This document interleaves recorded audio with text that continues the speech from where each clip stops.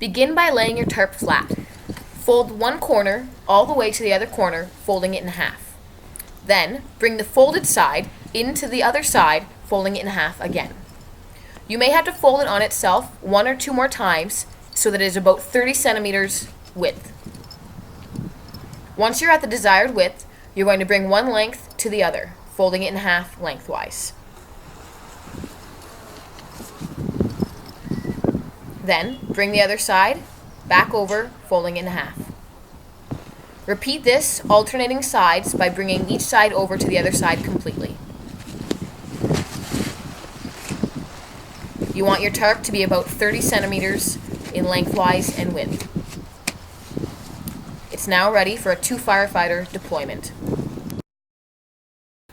Start with your tarp laid flat, and then bring one side folded into the middle. Bring the other side to meet the other fold in the middle of the tarp.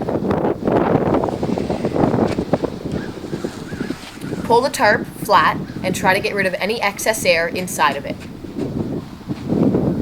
Once again, fold the corner into the middle on each side of the tarp.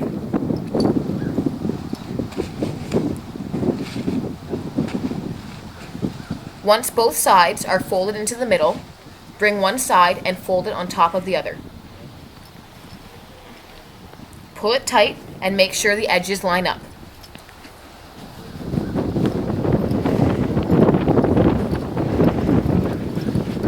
Then, you can either roll or fold the salvage cover into itself. If you're going to fold, get about 30 centimeters of tarp and fold it over. Begin at both ends until you meet in the middle. Make sure every fold you make, you release some of the air trapped in the tarp.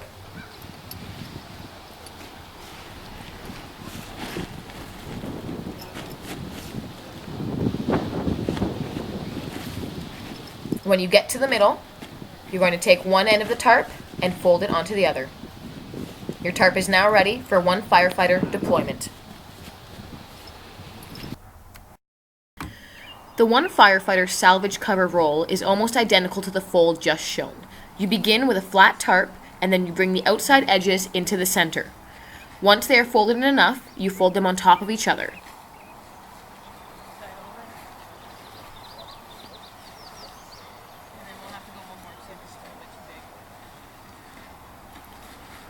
Once your tarp is the appropriate width, you can begin to roll at one end.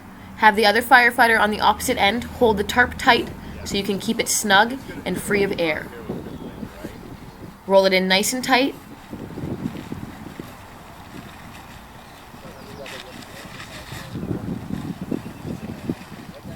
Try to push out any air that you can.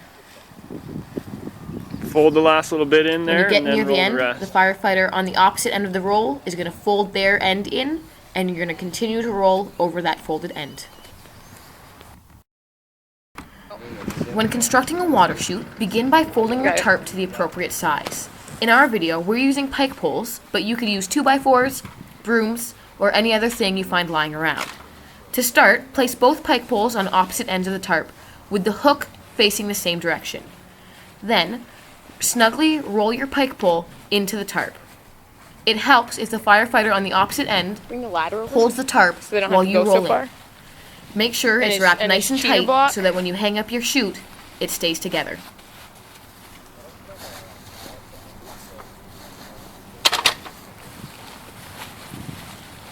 Once one side has rolled their pike pole to the desired width, the other side can roll their end.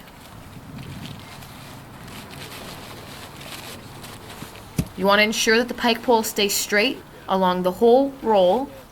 You have another person be on the lower end to keep it tight.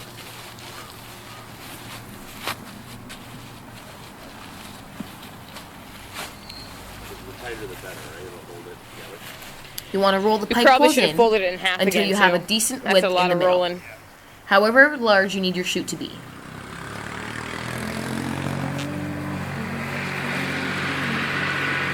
Shamar, help Isaiah on that end. There you go.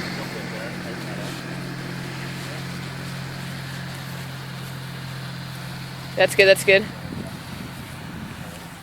Once your chute is the correct size, you're going to pick it up and transport it to a combination ladder or ladder Yeah. gin. You're going to flip it over so that the folds are on the bottom and use the hook to the pike pole to hook onto the ladder. In our video, we have 2 different length pike poles, so we're going to use a cinder block to boost up the shorter end to ensure a nice slope. And there you have a water chute constructed of pike poles.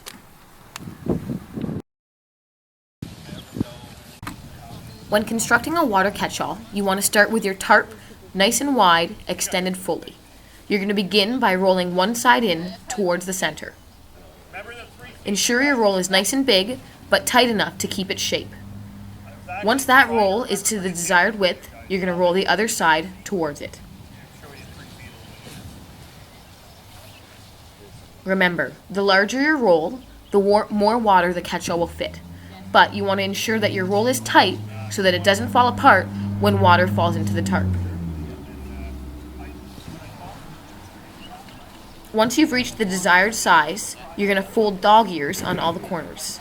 The dog ear should be about 3 feet, and all you do is simply bring the corner of the tarp in towards the center to make almost like a triangle shape. Fold your dog ears down nice and smooth and ensure all the seams are flat, and then roll the tip of the dog ear in towards the center. Do this on both sides.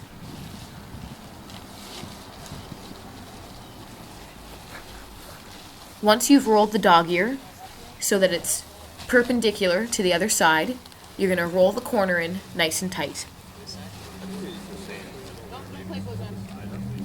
Once all the corners are tight, your catch-all is constructed and ready for use.